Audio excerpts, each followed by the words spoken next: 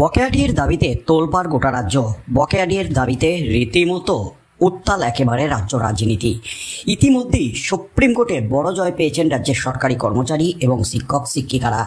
Supreme court কড়া নির্দেশ দিয়েছে 6 সপ্তাহের মধ্যে বকেয়া 25% ডিএ মেটাতে হবে, কিন্তু 6 সপ্তাহ ইতিমধ্যেই পেরিয়ে গেছে, কিন্তু এখনও পর্যন্ত বকেয়া ডিএর 25% পায়নি সরকারি কর্মচারী এবং শিক্ষক শিক্ষিকারা। তাই এই বকেয়া 25% ডিএ আদায়ে একেবারে বড় সড় পদক্ষেপ নিয়েছে সরকারি কর্মচারীরা। আগামী 28 জুলাই নবান্ন অভিযানের ডাক দিয়েছে সরকারি কর্মচারীরা। কিন্তু গতকাল রাতে একটি খবর সামনে আসে, নবান্ন অভিযান নাকি স্থগিত করে দিয়েছে। নবান্ন অভিযানে অনুমতি দেয়নি কলকাতা হাইকোর্ট। বিচারপতি তীর্থঙ্কর ঘোষ এই নির্দেশ দিয়েছেন, নবান্ন অভিযানে অনুমতি বাতিল। পুলিশ যেহেতু অনুমতি দেয়নি, তাই নবান্ন অভিযান করা চলবে না এবং নবান্নের সামনে জমায়েত করা চলবে না।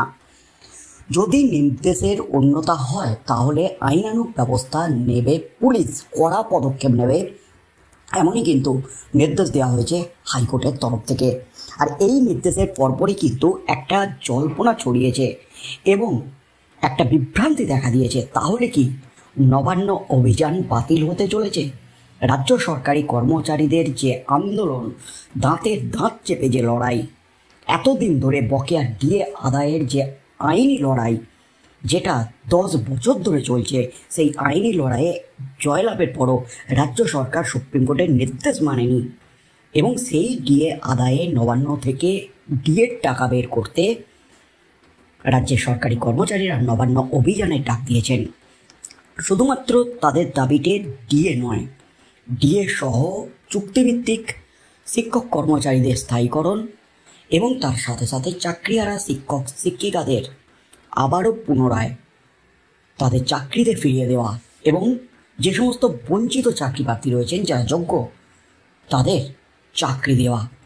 একাধিক বিষয় নিয়ে, ইস্যু নিয়ে নবান্ন অভিযানের ডাক।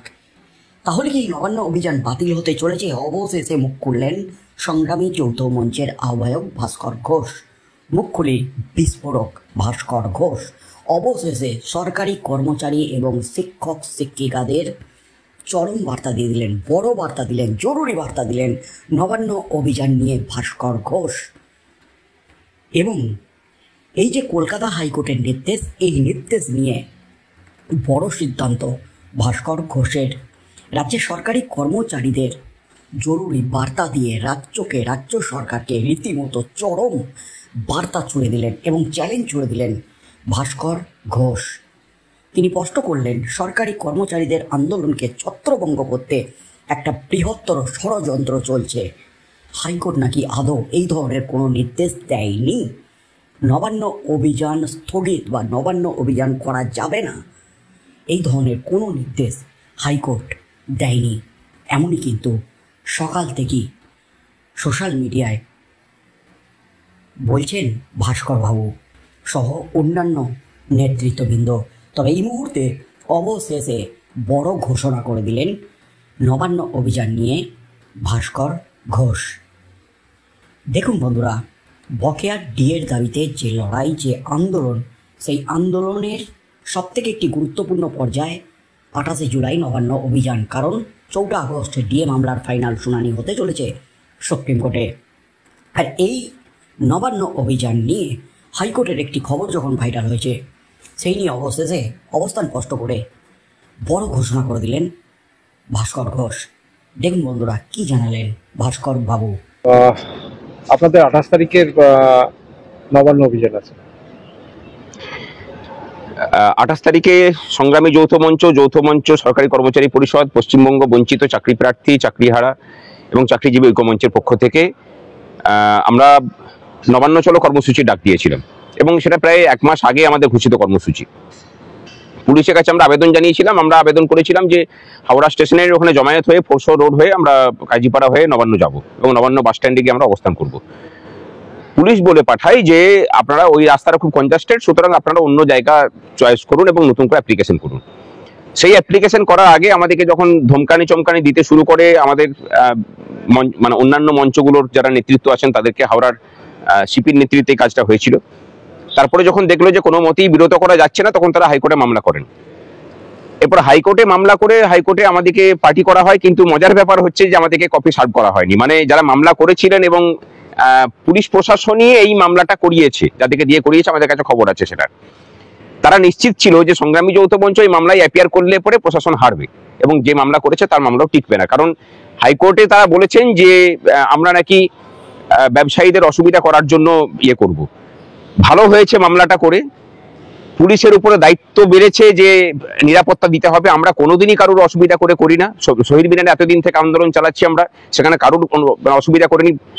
কত মিছিল হয়েছে কলকাতা জুড়ে তার ঠিক নেই, সেখানে কারোর কোনো অসুবিধা হয়নি। সুতরাং অসুবিধা করার কোনো প্রশ্ন নেই এবং সেটা হবেও না। আমাদের যে রুট, তার সাথে ব্যবসায়ীদের যে বাজার এলাকা, তার সাথে কোনো সম্পর্ক নেই। আমাদের রুটটা ফরসো রোড হয়ে যাচ্ছে, সেটা মোটামুটি রেলের এবং পোর্ট ট্রাস্টের জায়গা দিয়ে, সেটা ফাঁকা জায়গা, সেখানে কোনো ব্যবসায়ীরা অবস্থান করে না। সুতরাং হাইকোর্ট এখন যে রায়টা দিয়েছে যে ব্যবসায়ীদের মানে অসুবিধা না করে ইয়ে করতে, আমরা তো ব্যবসায়ীদের অসুবিধা করি না, সুতরাং অসুবিধা নেই।